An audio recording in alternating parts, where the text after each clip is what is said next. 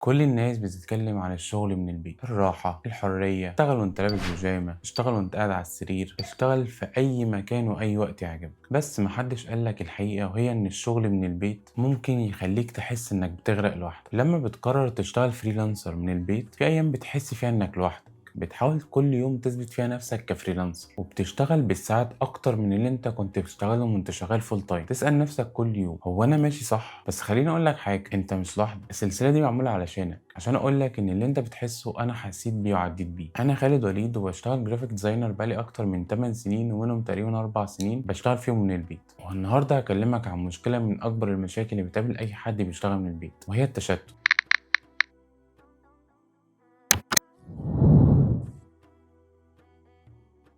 خليني أسألك كام سؤال كده بسرعة. كم مرة فتحت فيها اللابتوب عشان تبدأ شغلك، بعد شوية لقيت نفسك بتتفرج على فيديو أو بتقلب في اليوتيوب؟ كم مرة كنت قاعد شغال وكان في جنبك مشتتات في البيت، أو الموبايل، أو أهلك، أو صوت الشارع، حد بينادي عليك، أي حاجة، أو إنك تبقى قاعد قدام الشغل والأسوأ إنك مش عارف تبدأ؟ كلنا بنعاني من التشتت، خصوصا لما بنبقى شغالين من البيت. فلو بتحس بده انت كمان، فحب اقول لك ان انت مش لوحدك. اول سنه اشتغلت فيها من البيت كانت فوضى وعشوائيه بالنسبه لي. كنت فاكر ان الحريه اللي ابقى فيها تخليني انتج اكتر واطلع شغل شكله احسن. كنت لسه مش مهيئ المكان في البيت ان خلاص ده يبقى مكان شغلي، وان دي هتبقى بيئه العمل بتاعتي. كنت فاكر ان اي مكان في البيت ينفع للشغل، السرير ينفع للشغل، الكنبه تنفع للشغل. بس اللي حصل ان دماغي بقت تتعامل مع موضوع ان هو راحه من الشغل. كنت اول فتره تقريبا اي حاجه بتسحبني بعيد عن الشغل، الموبايل، صوت الشارع، حتى فكره ان انا اقدر اشتغل في اي وقت كانت بتخليني اسوف، وممكن اليوم يعدي من غير ما اطلع اي شغل اصلا. كنت ابدا شغل اول اليوم، خلص اول ديزاين مثلا، واقول لنفسي حلو كده، 5 دقايق بقى نقلب في الانستجرام شويه، وال5 دقايق يتحولوا لساعه. ولما ارجع للشغل بعدها ابقى مش قادر اركز، فقلت بريح شويه، والشويه دي تتحول ل3 و4 ساعات.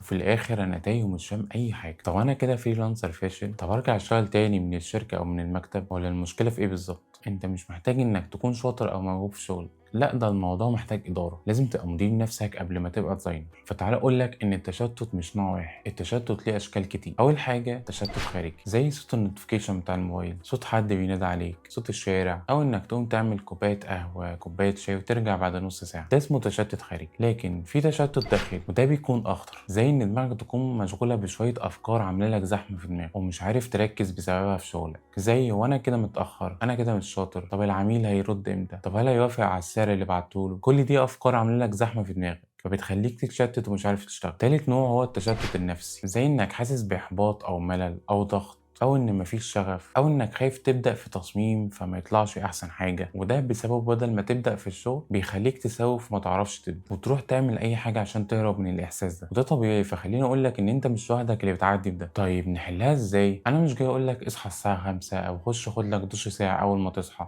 انا جاي اديك حلول واقعيه انا بنفسي جربتها. اول حاجه عملتها لما جيت احاول ان انا اتغلب على التشتت ده، هي ان عملت منطقه عمل او منطقه شغل، وحاولت ان افصل الشغل عن منطقه الراحه بتاعتي. عملت مكان ثابت للشغل، مش لازم تعمل اوضه كامله للشغل، عادي ممكن تبدا بركن معروف ان المكان ده هيبقى للشغل بتاعك بس، مكتب، كرسي مريح، اضاءه معينه تشغلها لما تيجي تبدا الشغل، لان دماغك زي ما بتربط ان السرير للراحه هتربط ان الركن ده للشغل، فعقلك يفهم ان ده وقت الجد. تاني حاجه وهي ان عملت روتين لنفسي قبل الشغل. مش لازم يبقى روتين مثالي وانك تصحى الساعه 5 الصبح، بس على الاقل تبقى حاطط لنفسك مهام او تاسكات تعملها كل يوم اول ما تصحى، علشان تبقى زي كانها اشاره لمخك انك خلاص هتبدا شغل. زي انك اول ما تصحى غير هدوم النوم، اعمل قهوه، افطر، زي كانك بالظبط نازل الشغل في الشركه، علشان الروتين ده هو اللي هيقول لدماغك يلا عشان دخلنا في مود الشغل. تالت حاجه، قسم يومك لوقت الشغل ووقت الراحه. حاول تحط مثلا ساعة شغل و10 دقايق راحة، أو ساعة ونص شغل وربع ساعة راحة. جرب أكتر من تقسيمة لحد ما تلاقي التقسيمة المناسبة معاك واللي مخليك عارف تشتغل. عشان اللي بيحصل في الشغل من البيت إن الوقت بيبقى سايح، وممكن تقعد طول اليوم تشتغل وتلاقي اليوم خلص وأنت مش عارف الوقت راح فين. رابع حاجة هي إنك تقفل المشتتات وتبعدها عنك.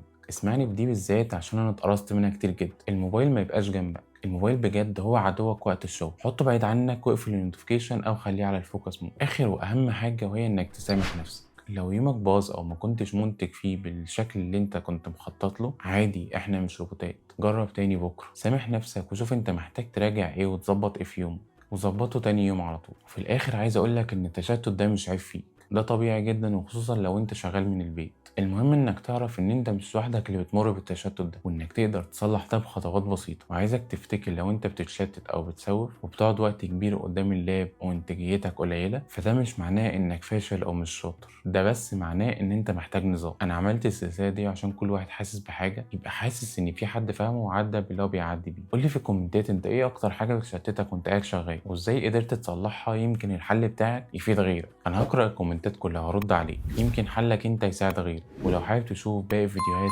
سلسله انت مش لوحدك، اعمل لايك وسبسكرايب واكتب لي كمل السلسله في الكومنتات عشان اعرف ان المحتوى ده فعلا مفيد ليك. بس كده، اشوفك في الحلقه الجايه، سلام.